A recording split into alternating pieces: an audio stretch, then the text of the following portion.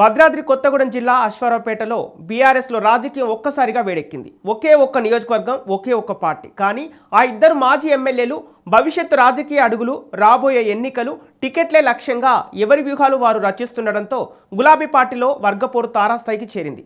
అసలు అశ్వారావుపేట బీఆర్ఎస్లో తెర వెనుక ఏం జరుగుతోంది? ఈ పొలిటికల్ ఈక్వేషన్స్ ఏంటి? Watch this story. ఉమ్మడి ఖమ్మం జిల్లాలోని కీలక నియోజకవర్గాల్లో అశ్వారావుపేట ఒకటి. ప్రస్తుతం ఇక్కడ గులాబీ పార్టీ రాజకీయాలు రసవత్తరంగా రోజు ఒక కొత్త మలుపు తిరుగుతున్నాయి.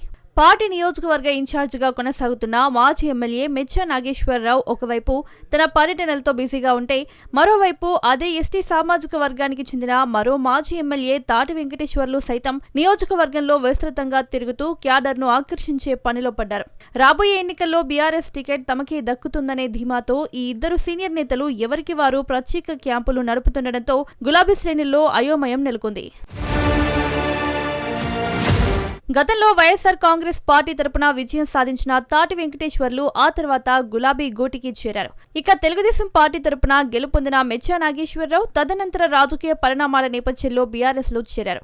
2023 ఎన్నికల్లో బీఆర్ఎస్ అధికారిక అభ్యర్థిగా బరిలో నిలిచి ఓడిపోయిన మెచ్చా ప్రస్తుతం పార్టీ ఇన్ఛార్జ్ హోదాలో పట్టు నిలుపుకునే ప్రయత్నం చేస్తుండగా, నియోజకవర్గంలో తను బలమైన నేతనేనంటూ తాటి వెంకటేశ్వర్లు తెరపైకి వచ్చి విమర్శనాస్త్రాలు సంధిస్తున్నారు. అయితే ఈ ఇద్దరు మాజీల మధ్య కోల్డ్ వార్ ఈ స్థాయికి చేరడానికి ప్రధాన కారణం ఇద్దరికి అత్యంత సన్నిహితంగా మెలుగుతున్న కొందరు మండల స్థాయి నాయకులే అన్న విమర్శలు బలంగా వినిపిస్తున్నాయి. ఈ ద్వితీయ శ్రేణి నేతలు రెండు పడవల మీద కాలు వేస్తూ డబుల్ గేమ్ ఆడుతున్నారు. పొద్దున మెచ్చా నాగేశ్వరరావు క్యాంపులో వాలిపోయి ఆయనకు అనుకూలంగా భజన చేస్తూనే, రాత్రికి గుట్టు చప్పుడు కాకుండా తాటి వెంకటేశ్వర్లు శిబిరంలో ప్రత్యక్షమై ఆయనకు విధేయులుగా నటిస్తున్నారు.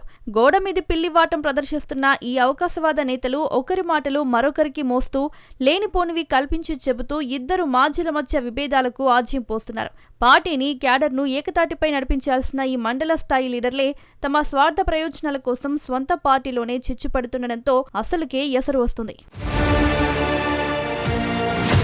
పార్టీలో ఒకే సామాజిక వర్గానికి చెందిన ఈ ఇద్దరు ఉద్దండులు ఒకే తాటిపై నడవకపోవడంతో కింది స్థాయి క్యాడర్ ఎవరి వైపు ఉండాలో తెలియక సందిగ్ధంలో పడింది. ఇటీవల కేటీఆర్ పుట్టినరోజు వేడుకలు, పార్టీ ఆత్మీయ సమ్మేళనాల సాక్షిగా బయటపడిన ఈ విభేదాలు లోలోపల నడుస్తున్న టికెట్ పోరు తాలూకు లొసుగులను బహిర్గతం చేశాయి. ఒకరిపై ఒకరు అధిష్టానానికి ఫిర్యాదులు చేసుకునే స్థాయికి ఈ వార్ చేరడం అశ్వారావుపేట బీఆర్ఎస్ లో తీవ్ర చర్చనీయాంశమైంది. అధిష్టానం నుంచి మెచ్చా నాగేశ్వరరావుకే ప్రాధాన్యత ఉందని కూడా పలువురు తమ అభిప్రాయాన్ని వ్యక్తం చేస్తున్నారు.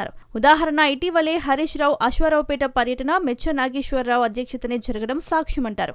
మరోవైపు పార్టీ లైన్ దాటకుండా పనిచేయాలని, భవిష్యత్తులో ఏదో ఒక పదవి ఇస్తామని, అశ్వారావుపేట టికెట్ ఆశించవద్దని బీఆర్ఎస్ వర్కింగ్ ప్రెసిడెంట్ కేటీఆర్ తాటికి చెప్పినట్లు ప్రచారం నడుస్తుంది. బలమైన ఇద్దరు నేతలు ఎవరి దారి వారు చూసుకుంటూ ఆధిపత్య పోరుకు తెరలేపడం, దానికి తోడు మండల స్థాయి నాయకులు రెండు పడవల మీద కాలు వేసి ఈ మంటల్లో మరింత ఆజ్యం పోస్తుండడం గులాబీ అధిష్టానానికి పెద్ద తలనొప్పిగా మారింది.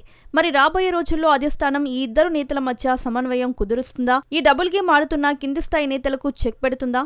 లేక ఎవరికి వారే యమునా తీరి అన్నట్లు రాజకీయం సాగుతుందా అనే దానిపై అశ్వారావుపేట గులాబీ పార్టీ భవిష్యత్తు ఆధారపడి ఉంది. కాలమే దీనికి సమాధానం చెప్పాలి మరి.